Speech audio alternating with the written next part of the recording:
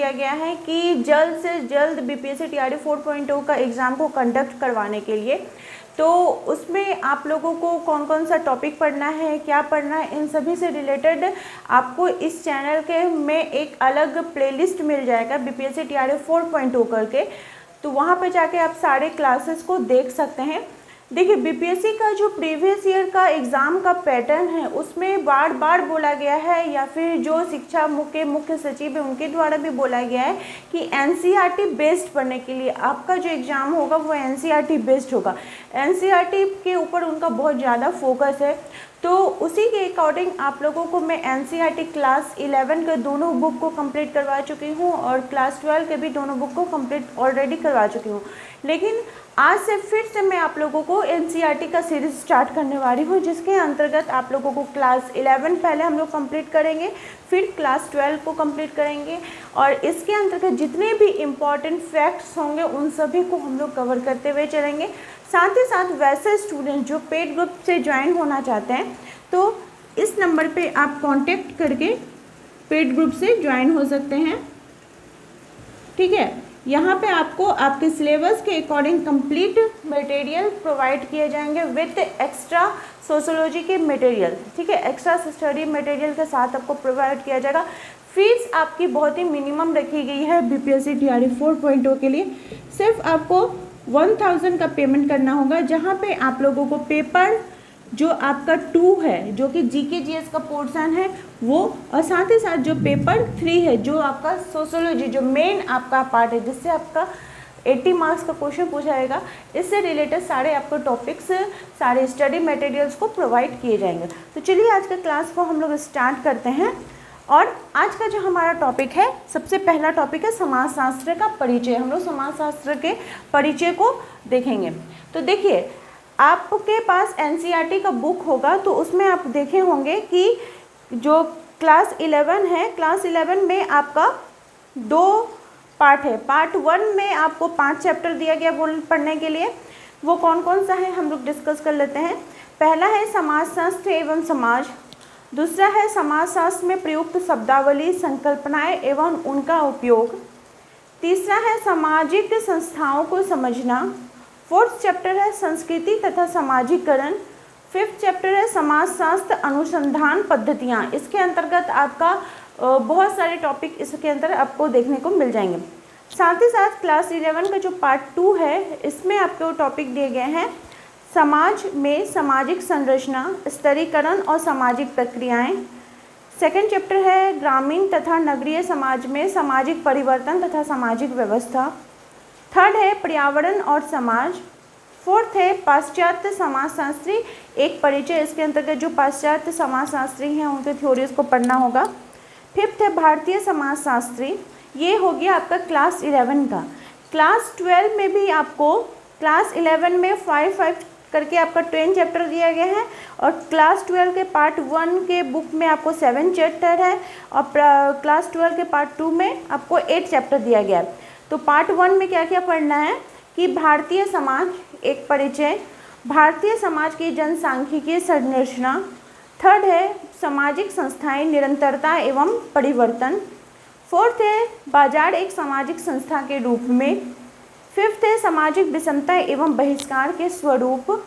6th है सांस्कृतिक विविधता की चुनौतियाँ और 7th चैप्टर है परियोजना कार्य के लिए चुनाव। ये है कक्षा 12 का पार्ट 1 का बुक। ठीक है, पार्ट 2 का जो बुक है इसमें आपको पढ़ना है संरचनात्मक परिवर्तन, सांस्कृतिक परिवर्तन। आपको आवाज़ आ रही होगी तो बारिश भी बहुत ज़्यादा हो रही है और थंडरिंग भी बहुत ज़्यादा हो रहा है, तो अगर आपको साउंड आ रही है तो उसको इग्नोर करिएगा। ठीक है, 3rd चैप्टर है भारतीय लोकतंत्र की कहानियाँ। 4th है ग्रामीण समाज में विकास एवं परिवर्तन।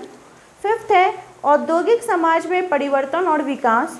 6th है भूमंडलीकरण और सामाजिक परिवर्तन। 7th चैप्टर है जनसंपर्क साधन और जनसंचार और 8 है सामाजिक आंदोलन। तो हम लोग क्या करेंगे, एक एक करके जितने भी चैप्टर है उसको कवर करते हुए चलेंगे। इसके इम्पॉर्टेंट फैक्ट्स को देखेंगे, 1 लाइनर को देखेंगे, इम्पॉर्टेंट क्वेश्चंस को देखेंगे, ताकि हम लोग का जो एनसीईआरटी सोशोलॉजी का बुक है वो पहले हम लोग का अच्छे प्रकार से कवर हो जाए और इससे रिलेटेड कोई भी क्वेश्चन जैसे हमसे ना छूटे। तो आज हम लोग सबसे पहले चैप्टर को स्टार्ट करने से पहले समाजशास्त्र क्या है इसके परिचय को देखते हैं। ठीक है, परिचय को जानना बहुत ही इम्पॉर्टेंट है, क्योंकि जब तक आपका मूल पता नहीं चलेगा कि समाजशास्त्र की उत्पत्ति क्यों हुई है, किस कारण से हुई है, कैसे इसका विकास हुआ, भारत में कैसे विकास हुआ, कौन कौन से इसके इम्पॉर्टेंट थिंकर है, तब तक आपको और भी जो कॉन्सेप्ट है वो अच्छी प्रकार से समझ में नहीं आएगा। तो सबसे पहले हम लोग पढ़ते हैं समाजशास्त्र की पृष्ठभूमि। तो देखिए, समाजशास्त्र विषय एक ऐसा विषय है जिसमें कोई भी शून्य से आरंभ नहीं करता है। ठीक है, अगर आपको बोला जाए कि समाजशास्त्र पढ़ रहे हैं, ठीक है, तो ऐसा नहीं है कि आप कुछ भी नहीं जानते हैं। जन्म से आप जानते हैं समाज के बारे में कि हमारा आसपास का पड़ोस कैसा है, समाज के हम सब से भी जानते हैं। हर कोई क्या करता है, समाज के बारे में पहले से ही कुछ न कुछ जानता अवश्य है। हमारा जो प्रारंभिक ज्ञान है, हमारा बोध एक विशिष्ट दृष्टिकोण लिए हुए होता है। ठीक है, और हमें जो हमारे आसपास के सामूहिक वातावरण है, हमारा जो सामाजिक समूह है, इस और हम जो रह रहे हैं समाज के अंतर्गत, ये हमारा सामाजिकृत करते हुए होता है। तो समाजशास्त्र की जो केंद्रीय मूलभूत अवधारणा है वो क्या है, समाज है। ठीक है, किसका अध्ययन किया जा रहा है, समाज का अध्ययन किया जा रहा है, समाज के अंतर्गत हम लोग अध्ययन कर रहे हैं। ठीक है, समाजशास्त्र क्या है, तो हम बोल सकते हैं ये समाज का अध्ययन है। तो इसका अब क्या बोला जाए, इसका केंद्रीय मूलभूत क्या है, तो ये समाज है। ठीक है, हम क्योंकि हर एक व्यक्ति चाहे वो कोई भी हो, वो किसी भी जगह रहता हो, तो वो समाज में जरूर रहता है। तो समाजशास्त्र का विकास या समाज की उत्पत्ति के साथ ही शुरू हो रहा है। इस एक विषय के रूप में समाजशास्त्र नवीन है, परंतु इसका अतीत काफ़ी प्राचीन है। ठीक है, इसके रिलेटेड आपको टाइम टू टाइम बहुत सारे थिंकर्स के आपके थॉट भी देखने को मिलेंगे। तो आपके बोला जा रहा है कि समाजशास्त्र का जो जन्म है वो 19वीं शताब्दी में हुआ है। कब हुआ है, तो समाजशास्त्र का जन्म 19वीं शताब्दी में हुआ है। ठीक है, समाजशास्त्र जो है ये एक विषय, ये आपका प्रारंभिक काल से ही चला रहा है। इसके लिए एक थिंकर है जिनका कि नाम है रॉबर्ट बीड स्टीड। क्या नाम है, Robert Bierstedt. Robert Bierstedt वे बोलते हैं कि समाजशास्त्र का जो अतीत है वो प्राचीन है। क्या बोलते हैं, समाजशास्त्र का अतीत तो काफ़ी प्राचीन एवं लंबा है। समाजशास्त्र का अतीत काफ़ी प्राचीन एवं लंबा है, लेकिन इसका इतिहास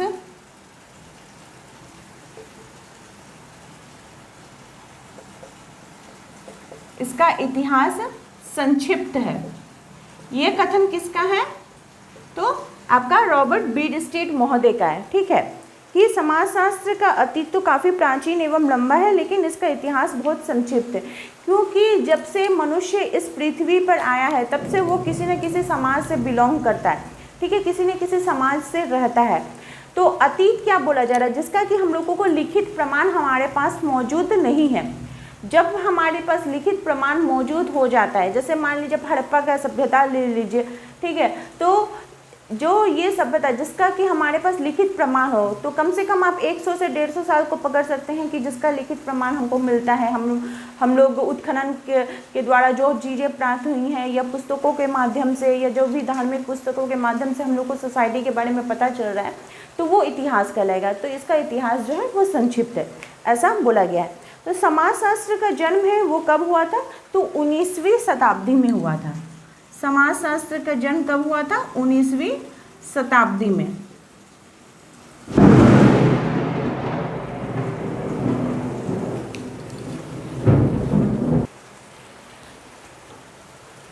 प्रारंभ में समाजशास्त्र 19वीं शताब्दी में समाजशास्त्र का जन्म हुआ। तो प्रारंभ में अगस्त कॉम्ट ने समाजशास्त्र का नाम क्या रखा था, सामाजिक भौतिकी। क्यों रखा था? क्योंकि जो अगस्त कॉम्ट हैं वो क्या थे, फिजिक्स, मतलब फिजिक्स सब्जेक्ट को वो पढ़ाने वाले या पढ़ने वाले थे, ठीक है, वो एक भौतिकवादी थे। क्या थे? भौतिकवादी थे। तो इसलिए उन्होंने इसके नाम में भी किस शब्द का प्रयोग किया था? अगस्त कॉम्ट ने सबसे पहले समाजशास्त्र नाम नहीं दिया था, उन्होंने सबसे पहले नाम दिया था आपका सामाजिक भौतिकी। क्या नाम दिया था? सामाजिक भौतिकी, यानी कि जिसको कि इंग्लिश में बोला जाता है सोशल फिजिक्स। क्या नाम दिया था? Social physics. लेकिन 19वीं शताब्दी में जब उन्होंने इस नाम को दिया तो उनके नाम देने के पहले ही एडोल्फ क्वार्टलेट, कौन? एडोल्फ क्वार्टलेट ने इस नाम को प्रयोग कर लिए थे, ठीक है, एडोल्फ क्वार्टलेट ने इस नाम को प्रयोग कर लिया।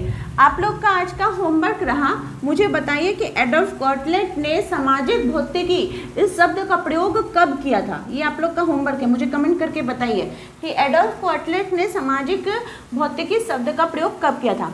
तो उन्होंने शब्द को लिया 19वीं शताब्दी में उन्होंने इसका प्रयोग किया।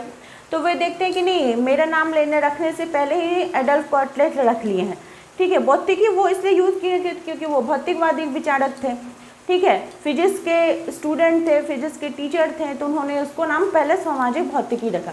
लेकिन एडोल्फ क्वार्टलेट के द्वारा यूज़ करने के कारण उन्होंने फिर क्या किया कि इसका नाम को वे चेंज कर दिए कि नहीं, ये पहले ही नाम लिया जा चुका है, तो फिर हम अगर नया किसी दूसरे का नाम लेंगे तो बोलेगा कि ये किसी दूसरे का चीज़ को यूज़ कर रहा है। तो इसलिए अगस्त कॉम्ट ने क्या किया कि 1838 में, जब तो 1838 में क्या नाम रखा? समाजशास्त्र, ठीक है, इस विषय का नाम क्या उन्होंने रखा? समाजशास्त्र, जिसके कारण अगस्त कॉम्ट को क्या कहा जाता है? तो समाजशास्त्र का जनक कहा जाता है, ठीक है। उन्होंने इसका नामकरण किया था, इसके बारे में बात की थी, समाजशास्त्र का जनक कहा जाता है। हम लोग क्या पढ़ रहे हैं? समाजशास्त्र का परिचय पढ़ रहे हैं। समाजशास्त्र को एक इन्होंने नाम दे दिया, ठीक है, एक अलग विषय उन्होंने इसकी आवश्यकता को महसूस की।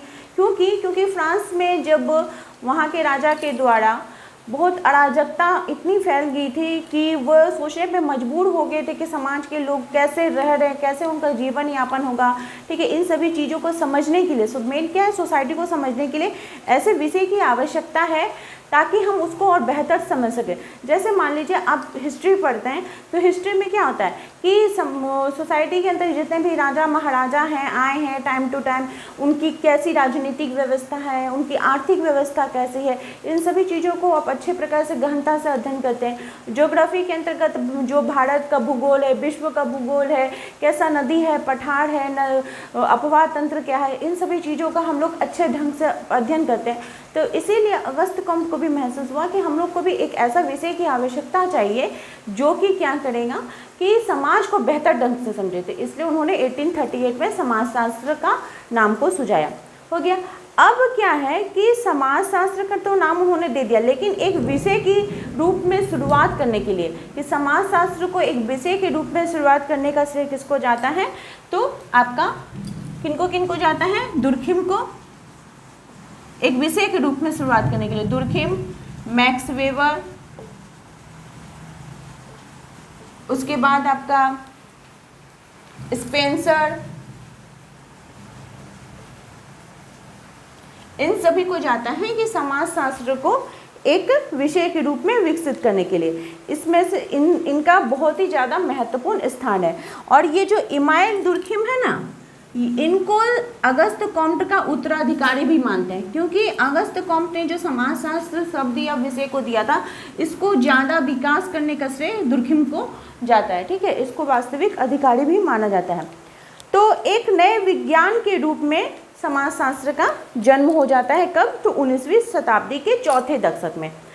टीबी बॉटोमोर ने समाजशास्त्र की उत्पत्ति के 4 अवस्थाएं बताई हैं, पहला, द्वितीय, तृतीय, चतुर्थ। जब चतुर्थ अवस्था आता है तो उस समय अगस्त कॉम्ट रहते हैं और उस समय समाजशास्त्र का क्या होता है, उद्भव होता है, विकास होता है। ठीक है, चौथे दशक में अगस्त कॉम्ट, जिनका कि पूरा नाम क्या है, फ्रैंकोइस जेवियर कॉम्टे। ठीक है, Auguste Comte François Xavier Comte, जो कि फ्रांस के निवासी थे। ठीक है, इन्होंने सर्वप्रथम वैज्ञानिक अर्थ में अब इसका प्रयोग अपनी पुस्तक किसमें किया था, तो पॉजिटिव फिलॉसफी में। ठीक है, आपको क्वेश्चन पूछ सकते हैं, जो समाजशास्त्र इन्होंने नाम दिया था तो वो अपनी कौन सी पुस्तक में, तो पॉजिटिव फिलॉसफी, पॉजिटिव फिलॉसफी 1838 में उन्होंने समाजशास्त्र का नाम दिया था। ठीक है, कब, तो जो चौथी अवस्था थी उसके अंतर्गत। अब हो गया, अब हम लोग पढ़ेंगे कि पश्चिमी समाजों में समाजशास्त्र का विकास कैसे हुआ है।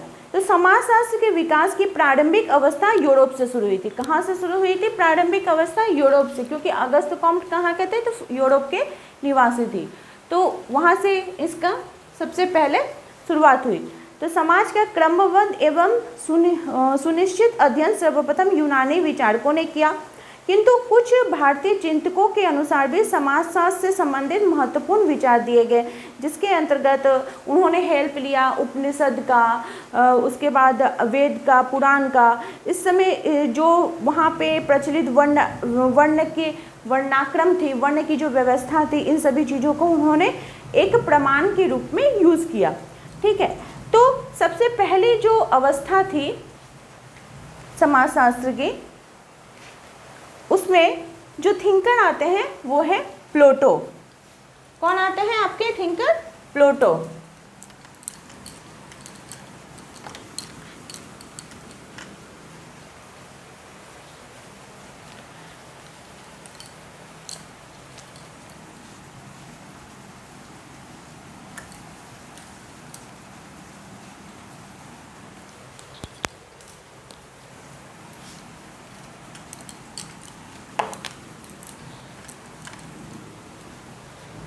तो प्लेटो की पुस्तक क्या नाम है, प्लेटो।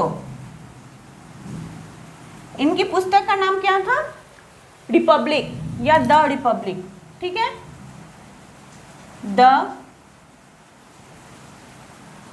उनकी पुस्तक का नाम क्या था, द रिपब्लिक।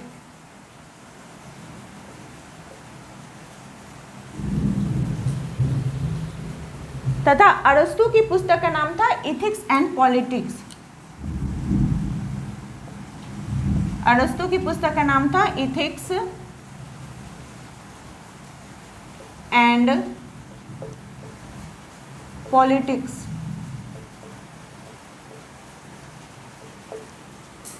अरस्तु की पुस्तक का नाम क्या था, इथिक्स एंड पॉलिटिक्स में सामाजिक जीवन संबंधित समस्याओं एवं घटनाओं का उन्होंने वर्णन किया था। क्या किया था उन्होंने, जो सामाजिक जीवन के संबंधी जो समस्याएं एवं घटनाएं हैं उनका उन्होंने व्यवस्थित वर्णन किया। 6वीं शताब्दी से 14वीं शताब्दी का काल समाजशास्त्र के विकास का द्वितीय अवस्था माना जाता है। ठीक है, ये क्या किस में थे, तो फर्स्ट स्टेज में थे। सेकेंड स्टेज, अब 4 स्टेजों के बारे में बात किनके द्वारा की गई है, तो बॉटमोर के द्वारा। इसको भी ध्यान में रखिएगा, किनके द्वारा बात की गई है, तो बॉटमोर जी के द्वारा बात की। सेकेंड स्टेज का काल कौन सा हो जाएगा, 6वीं शताब्दी से लेकर 14वीं शताब्दी तक। ये हो गया समाजशास्त्र के विकास का द्वितीय अवस्था या द्वितीय काल माना जाता है। इसमें समस्याओं को समझने के लिए धर्म और दर्शन का सहारा लिया गया। ठीक है, जो समाज के अंतर्गत जो समस्याएं हैं उस सभी चीज़ों को समझने के लिए किसका किया गया, धर्म और दर्शन, धर्म और दर्शन का सहारा लिया गया कि कैसे समाज का विकास हो रहा है या क्या हो रहा है। फिर धीरे धीरे 13 शताब्दी तक में तर्क का महत्व है। जब थर्ड स्टेज आया तो पहले तो धर्म के द्वारा सोच रहा है व्यक्ति, अब क्या किया, थर्ड स्टेज आते आते उसमें आपका 14वीं शताब्दी के बाद तक लोग क्या करने लगे, तर्क करने लगे। तर्क के माध्यम से तर्क करने लगे मतलब हुआ कि थिंकिंग करने लगे कि ये चीज़ें घट रही है तो क्यों घट रही है, क्यों ऐसी घटनाएं हो रही है। ठीक है, तो तर्क के माध्यम से सोचने लगा। तो समाजशास्त्र के विकास की तृतीय अवस्था कौन सी हो जाएगी, 15वीं शताब्दी मानी जाएगी। ठीक है, 15वीं शताब्दी को समाजशास्त्र के विकास की हम तीसरी अवस्था मानते हैं। और इस काल में क्या हो गया, वैज्ञानिक पद्धति का प्रयोग किया जाने लगा। ठीक है, लोग तर्क के माध्यम से सोचने लगे कि अच्छा ये घटना ऐसे घटित हो रही है तो क्यों कर रही है। फिर हम लोग क्या करने लगे, वैज्ञानिक प्रयोग विधि का प्रयोग करने लगे। वैज्ञानिक विधियों के माध्यम से हम लोग सामाजिक जीवन के जो विभिन्न पक्ष हैं, जिसमें सामाजिक, आर्थिक, राजनीतिक, धार्मिक आएंगे, उसका हम लोग स्वतंत्र रूप से अध्ययन प्रारंभ कर दिए। ठीक है, इसमें बहुत सारे विद्वान भी आए, बौद्धिक चिंतन भी आए।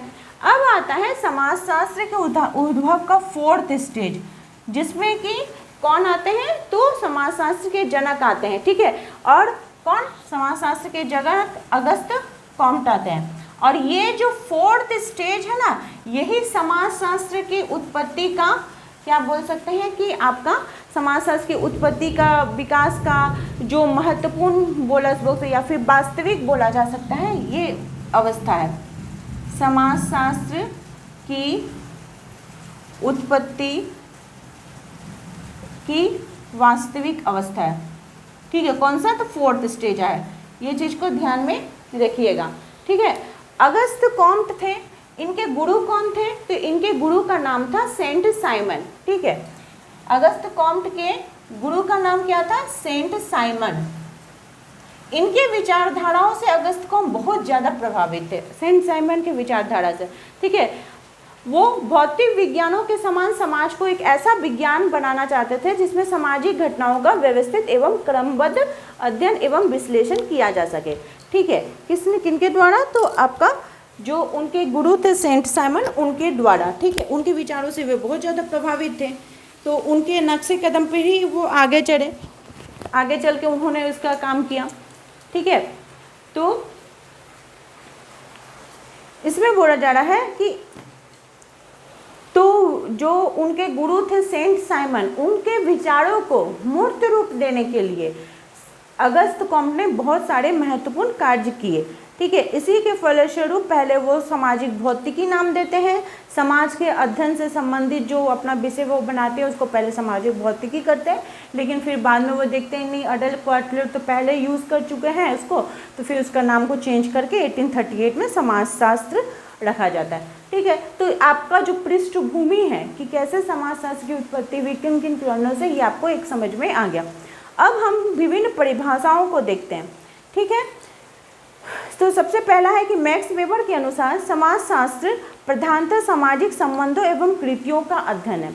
मैक्स वेबर क्या बोलते हैं कि समाजशास्त्र क्या है, तो ये सामाजिक संबंधों और जो कृत्य हैं यानी कि जो कार्य है उसका अध्ययन करता है।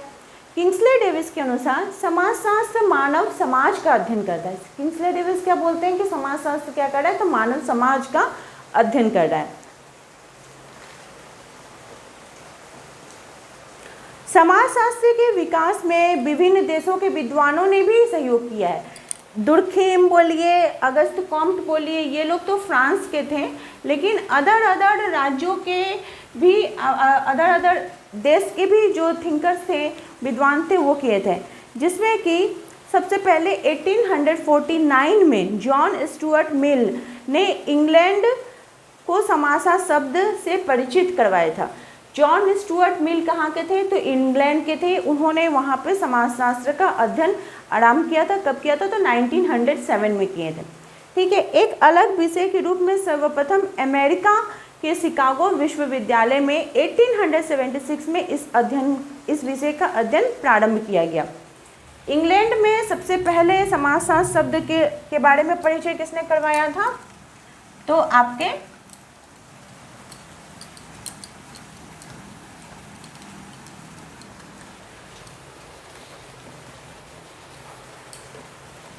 1849 में 1838 में तो मान लीजिए फ्रांस में समाजशास्त्र विषय की उत्पत्ति हो गई। अब क्या है कि 1849 में जॉन स्टुअर्ट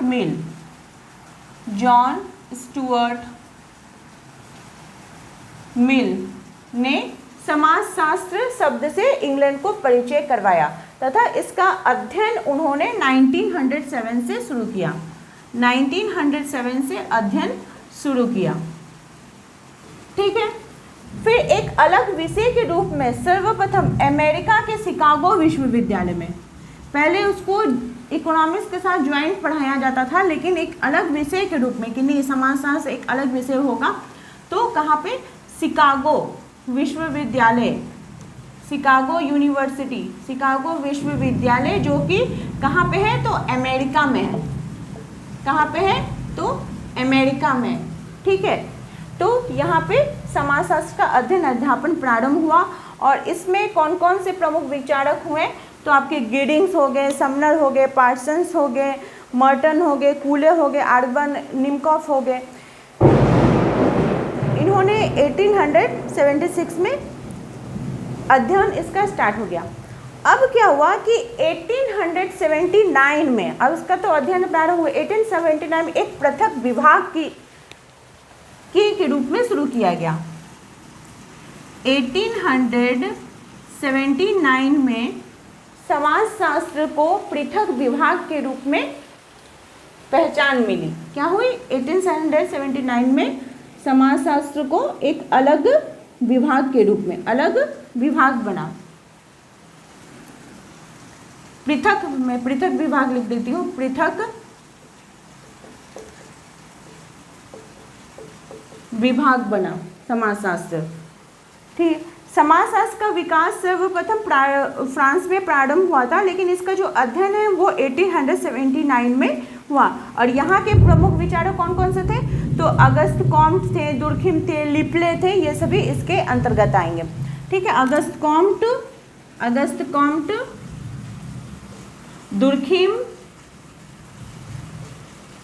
और लिपले, ये सभी आ जाएंगे।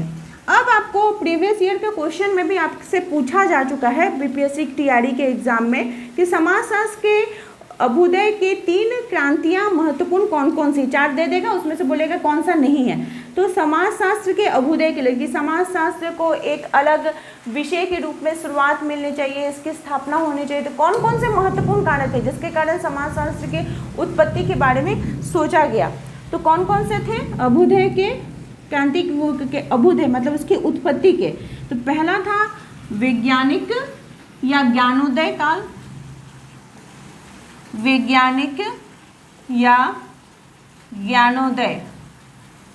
ठीक है, पहला हो गया। दूसरा था समाजशास्त्र की उत्पत्ति के या फिर अभ्युदय के फ्रांसीसी क्रांति, फ्रांसीसी क्रांति। तीसरा है आपका औद्योगिक क्रांति। तीसरा क्या है, औद्योगिक क्रांति। बाकी और कोई भी क्रांति इसमें नहीं जिम्मेदार। अगर आपसे क्वेश्चन पूछेगा कि समाजशास्त्र के अभ्युदय के 3 क्रांतियां, 3 महत्वपूर्ण क्रांतियां कौन कौन सी हैं, तो वैज्ञानिक या ज्ञानोदय, फ्रांसीसी क्रांति और औद्योगिक क्रांति हो जाएगी। अतः हम कह सकते हैं कि समाजशास्त्र को क्रांति के युग की संतान भी कहा जाता है। समाजशास्त्र को क्या कहा जाएगा, क्रांति के युग की संतान भी कहा जाएगा। इतना देर तक तो हम लोग विदेशों के बारे में पढ़ रहे थे कि कैसे फ्रांस में हुआ, ब्रिटेन में कैसे जानकारी हासिल हुई, अमेरिका में कैसे हुई। अब हम लोग देखेंगे कि भारतीय समाज में समाजशास्त्र का विकास कैसे हुआ। सबसे पहले देखिए, मैं आप लोगों को परिचय से स्टार्ट कर रही हूँ कि समाजशास्त्र की उत्पत्ति कैसे हुई। धीरे धीरे धीरे करके हम लोग सारे इसके इम्पोर्टेंट फैक्ट्स को देखते हुए चलेंगे। तो भारतीय समाज में समाजशास्त्र का विकास कैसे होता है, तो प्राचीन ग्रंथों में जो प्राचीन भारतीय ग्रंथ हैं उसमें समाजशास्त्र के विकास के लिए सामाजिक चिंतन को व्यवस्थित के रूप में देखने को मिला है। ठीक है, वैदिक काल से ही समाजशास्त्र का विकास जो है वो प्रारंभ हो चुका है, इसकी परंपरा हमें देखने को मिली है। इसके विरासत में योगदान देने के लिए जो विचारक थे उन्होंने इसको 3 भागों में बांटा है। समाजशास्त्र को 3 भागों में बांटा है। कौन कौन सा है, तो जो प्रथम भाग है उसमें बोला जाता है कि भारतीय समाज को समझने विकसित करने के लिए पाश्चात्य अध्ययन पद्धतियाँ सिद्धांतों का महत्वपूर्ण मानते थे, जिनकी संख्या सर्वाधिक थी। ठीक है, इस प्रवृत्ति के जो प्रमुख विचारक थे उसमें हर्टन, रिजले, हुड़िये, एस.सी. दुबे, एम.एन. श्रीनिवास, ये सभी आ जाएंगे प्रथम जो भाग है उसमें। द्वितीय भाग में इस वर्ग के जो विचारक थे वे भारतीय समाज के लिए पाश्चात्य सिद्धांतों को फॉलो करना, ठीक है, अनुसरण करना वो निरर्थक मानते थे कि नहीं हम पाश्चात्य सिद्धांत को फॉलो नहीं करेंगे, ये लोग भारतीय परंपरा पर आधारित जो सिद्धांत है उसको सीमित रखना चाहते थे। सेकंड स्टेज में जब थर्ड स्टेज आया तो उसमें इन विचारों को सम्मिलित किया गया जो परंपरागत और आधुनिक विचारों का समन्वय है। हम परंपरागत भी लेंगे, हम आधुनिक भी लेंगे और उसके आधार पर हम समाजशास्त्र के विकास को देखेंगे। इस तरह से भारत में 3 स्टेजों के माध्यम से समाजशास्त्र की उत्पत्ति प्रारंभ हुई। अब हम लोग देखते हैं कि किस किस प्रकार से विश्वविद्यालय में, तो भारत में समाजशास्त्र का अध्ययन जो है वो सबसे पहले 1914 में कहाँ पे हुआ था, तो बम्बई विश्वविद्यालय में स्नातक के कक्षाओं में प्रारंभ हुआ था। कहाँ पे, तो भारत में, यहाँ पे हम लोग बात कर रहे हैं, भारत की बात कर रहे हैं। सबसे पहले 1914 में समाजशास्त्र का अध्ययन स्थापित हुआ था। कहाँ पे हुआ था, तो बम्बई विश्वविद्यालय में। कहाँ पे, तो बम्बई विश्वविद्यालय में हुआ था। फिर वहाँ पे जो ग्रेजुएशन लेवल में इसका पढ़ाई स्टार्ट हो गया। फिर 1919 में ब्रिटिश समाजशास्त्री क्या, तो 1919 में जो ब्रिटिश समाजशास्त्री थी पैट्रिक गिडिंग्स, जिनको कि भारत में समाजशास्त्र का जनक बोला जाता है, ठीक है। पैट्रिक गिडिंग्स को क्या बोला जाता है, भारत में समाजशास्त्र का जनक, क्योंकि उन्होंने 1919 में समाजशास्त्र विभाग की स्थापना की, ठीक है। उनके प्रयास से एक अलग विभाग बना। फिर 1917 में कहाँ पे, कलकत्ता विश्वविद्यालय में, वहाँ पे जो प्रोफेसर थे उनका नाम क्या था, डॉक्टर विजेंद्र नाथ शील के विशेष प्रयासों से अर्थशास्त्र के साथ समाजशास्त्र का अध्यापन शुरू हो गया। उसके बाद 1929 में जो पहले भारतीय विद्वान डॉक्टर राधाकमल मुखर्जी के प्रयास से लखनऊ विश्वविद्यालय में इकोनॉमिक्स के अंतर्गत समाजशास्त्र को मान्यता दी गई। 1921 में लखनऊ, इसका अब सब्जेक्ट के रूप में पढ़ाई हो रहा है, ठीक है, धीरे धीरे सब्जेक्ट के रूप में इसका पढ़ाई स्टार्ट हो चुका है। 1921 में समाजशास्त्र के को क्या हुआ, इकोनॉमिक्स के साथ पढ़ाया जाने लगा। कौन पढ़ा रहे थे, तो राधाकमल मुखर्जी पढ़ा रहे थे। तो सभी विश्वविद्यालयों में समाजशास्त्र की स्थापना एक अलग विषय के रूप में नहीं होकर अर्थशास्त्र, मानव शास्त्र, दर्शन शास्त्र, इन सभी के साथ हो रहा था, ठीक है। उसको अलग अभी तक विभाग नहीं मिला था कि एक अलग विभाग के रूप में इसको मिले। अब हम कुछ इम्पोर्टेंस और फैक्ट्स को देख लेते हैं कि अगस्त कॉम्ट को समाजशास्त्र का जनक माना जाता है। इसी के लिए उन्होंने क्या कहा है कि समाजशास्त्र क्या है, कि ये सभी विज्ञानों की रानी है, क्योंकि समाजशास्त्र के अंतर्गत हम लोग अध्ययन क्या कर रहे हैं, समाज का अध्ययन कर रहे हैं। और समाज में आपको इतिहास भी पढ़ना होगा, अर्थशास्त्र भी पढ़ना होगा, इकोनॉमिक्स भी पढ़ना होगा, तो सभी चीज़ें आपको सोसाइटी के अंदर या समाज के अंतर्गत देखने को मिलेंगी, सभी सब्जेक्ट। तो इसलिए बोला जाता है कि समाजशास्त्र क्या है, विज्ञानों की रानी है, ठीक है। अगर आपको कथन पूछ दे तो इसका राइट आंसर लिखिएगा। जहाँ पे अगस्त कॉम्ट ने समाजशास्त्र को विज्ञानों की रानी कहा है, वह C.W. मिल्स ने समाजशास्त्र को क्राफ्ट माना है। समाजशास्त्र के प्रथम प्रोफेसर कौन थे, तो दुर्खिम थे। मैक्स वेबर ने समाजशास्त्र को विशेष विज्ञान माना है। हर्बर्ट स्पेंसर ने अपनी पुस्तक में सबसे ये जो सोशियोलॉजी ये शब्द है, अगर आपको पूछ दे कि इस शब्द का सर्वप्रथम अपनी पुस्तक में नाम किसने रखा था, तो हर्बर्ट स्पेंसर हो जाएंगे। समाजशास्त्र के प्रथम प्रोफेसर कौन है, तो इमानुएल दुर्खिम हो जाएंगे। समाजशास्त्र को शिल्प किसने माना, ये सब कथन है, ठीक है, कथन से रिलेटेड, तो आपका C. मिल्स हो जाएंगे। हो गया। समाजशास्त्र जो दुर्खिम है वो वस्तुनिष्ठ समाजशास्त्र के पिता के रूप में जाने जाते हैं। मैक्स वेबर को व्याख्यात्मक समाजशास्त्र का पिता कहा जाता है। मैक्स वेबर को क्या कहा जाता है, व्याख्यात्मक समाजशास्त्र का पिता कहा जाता है। समाजशास्त्र का विकास जो है वो प्रारंभिक अवस्था यूरोप में हुआ था, उसका बहुत ज़्यादा विकास, सबसे ज़्यादा विकास अमेरिका में हुआ। प्लेटो की पुस्तक का नाम है रिपब्लिक। अरस्तु की पुस्तक का नाम क्या है? Ethics and politics. वहाँ पे उन्होंने सामाजिक जीवन से संबंधित सभी घटनाओं के बारे में अपने विचारों को वहाँ पे उन्होंने व्यक्त किया था। मनु की जो रचना है मनुस्मृति, उसमें उन्होंने भारतीय समाज व्यवस्था का और कौटिल्य ने अर्थशास्त्र में सामाजिक आर्थिक व्यवस्था का विवेचन किया है। रोम के प्रसिद्ध लेखक सिसरो, क्या नाम है? सिसरो, उनकी पुस्तक दी ऑफिकस में यूरोप वासियों के लिए दर्शन शास्त्र, राजनीतिक कानून और समाजशास्त्र संबंधी अपने ज्ञान प्रस्तुत किए हैं। मैकियावेली ने अपनी पुस्तक द प्रिंस में राज्य को सफलतापूर्वक चलाने का सिद्धांत दिया है। सर थॉमस मोर की कृति यूटोपिया, ठीक है, उनकी कृति का नाम क्या है? यूटोपिया। उसमें उन्होंने एक आदर्श सामाजिक व्यवस्था तथा दिन प्रतिदिन की सामाजिक समस्याओं का उन्होंने वर्णन किए हैं। इस तरह से समाजशास्त्र का परिचय के बारे में हम लोग जान रहे हैं। विको की पुस्तक का नाम है द न्यू साइंस। इसमें उन्होंने समाज को कुछ निश्चित नियम और कानून के अधीन बताया है। मॉन्टेस्क्यू की पुस्तक का नाम है द स्पिरिट ऑफ लॉज। इसमें उन्होंने रूढ़िवादी निष्कर्ष दिया है कि जो है वो अवश्य है एवं रहना चाहिए, ऐसा उन्होंने बात किया है। फिर पुनर्जागरण काल जो है वो समाजशास्त्र के उद्भव है एक महत्वपूर्ण पृष्ठभूमि बनाता है। हर्बर्ट स्पेंसर की जो पुस्तक है सिंथेटिक फिलोसफी के एक भाग में प्रिंसिपल ऑफ सोशियोलॉजी में उन्होंने एक अगस्त कॉम्ट के विचारों को मूर्त रूप देने का प्रयास किया है। हर्बर्ट स्पेंसर का प्रसिद्ध उनका साव्यवी सिद्धांत या जीव सत्तावाद का सिद्धांत है।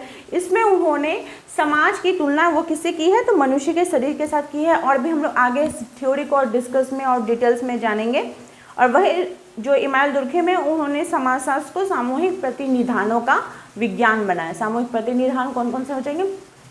धर्म, रीति रिवाज, प्रथाएं, ये सभी। तो आई होप आप लोगों को आज की क्लास हेल्पफुल लगी होगी। इसी प्रकार से आप लोग चैनल के साथ बने रहिए। आप सभी का मेरे चैनल में बने रहने के लिए बहुत बहुत धन्यवाद।